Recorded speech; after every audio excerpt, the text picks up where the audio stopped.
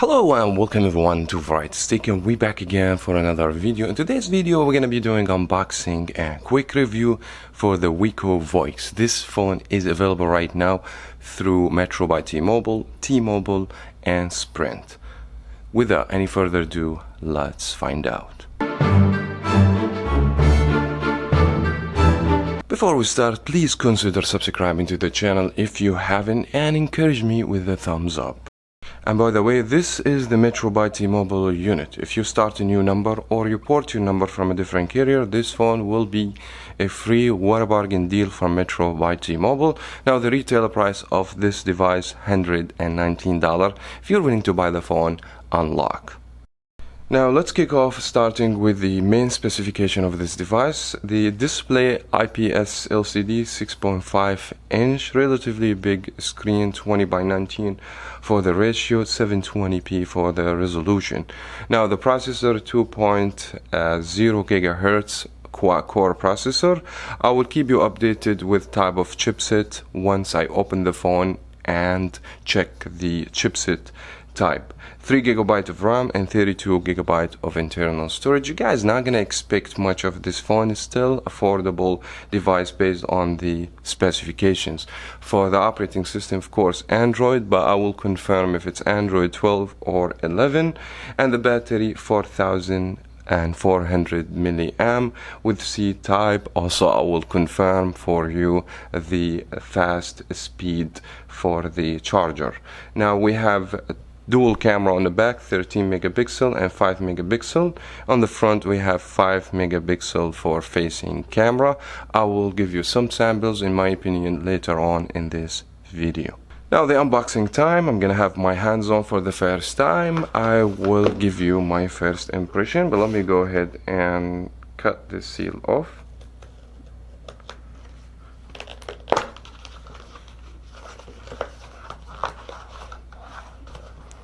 First thing, we're gonna see the phone wrapped in this plastic bag, and here is the phone. It looks nice though. We have the WIKO logo, the fingerprint, and we have dual camera, and this is flash, so this doesn't have triple camera on the back, but I have that we have lines from this side and we have a plain color from the top side, which is look beautiful. And this phone has infinity display, which is good addition for the budget phones. The power key, volume down key, we have the C-type microphone and the SIM tray. Let's set this on the side and check if there is a charger comes in this box. We have the SIM ejector tool and we have the quick start guide, and yes, we do have a charger right there. Now this charger is about 10 watt of fast charging, which is good thing.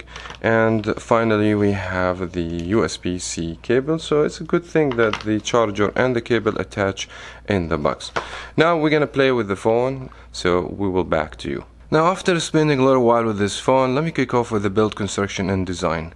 I mean, honestly, I don't have much complaint about the build, construction and design. As expected from any cheap or budget device, the phone is gonna feel cheap in the hands. It's all made out of plastic, and you guys are not gonna expect to see anything premium. In addition to this, this phone lack of a lot of features. For instance, the phone doesn't have NFC, the phone doesn't have wireless charging, the phone is just more of the basic. I mean, at least the company give you a fingerprint, which is, seems to me work fine. If you don't have download on the background, it works fine.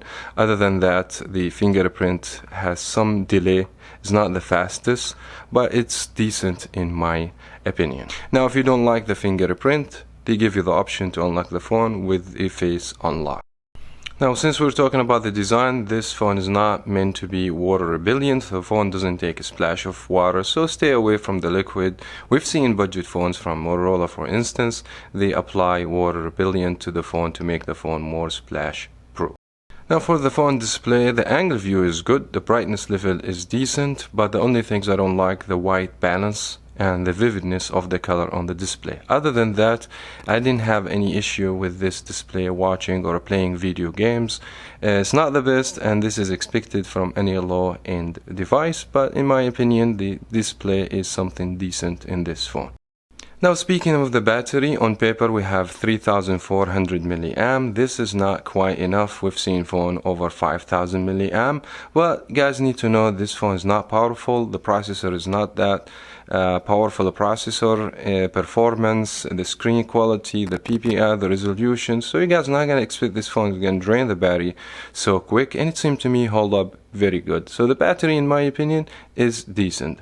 Charging the phone from 0% to 100% took me about an hour and a half to fully charge, which is also decent in my opinion. Now currently the phone has Android 12, which is the recent on the time I'm recording the video. The 13 should be out soon, and that's not something I'm expecting the WIKO will push update. Normally these budget phones doesn't handle the operating system because the processor is not too high, so you guys are not gonna expect to receive a software update, but you might receive some batches security update. The phone has stock Android. As you guys can see, you get the full experience of a stock Android. Even Metro did a great job by removing so many of the junk applications that they normally throw it in. So if you want them, you can go ahead and download whatever you want from the Google Play Store. In general, the experience of the software for me, it was good. Sometimes I feel some lags, that back to the processor, which is we're gonna talk more in details about the processor and the performance. Now, since we're talking about performance, the phone has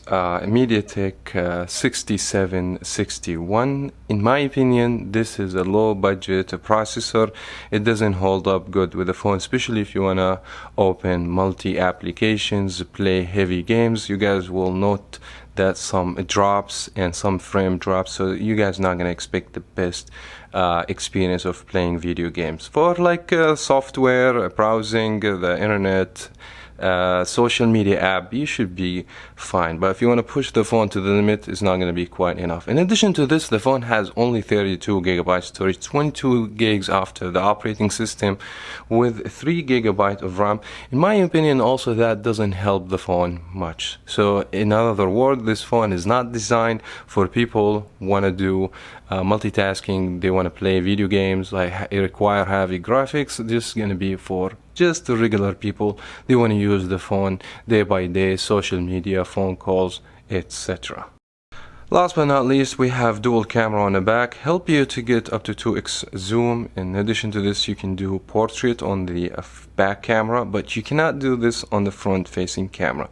In general, my experience taking pictures with low and medium light, there is so much noise in these pictures, the camera doesn't hold up good. If you want to take pictures outside when you have enough lights, then you're gonna come with decent pictures.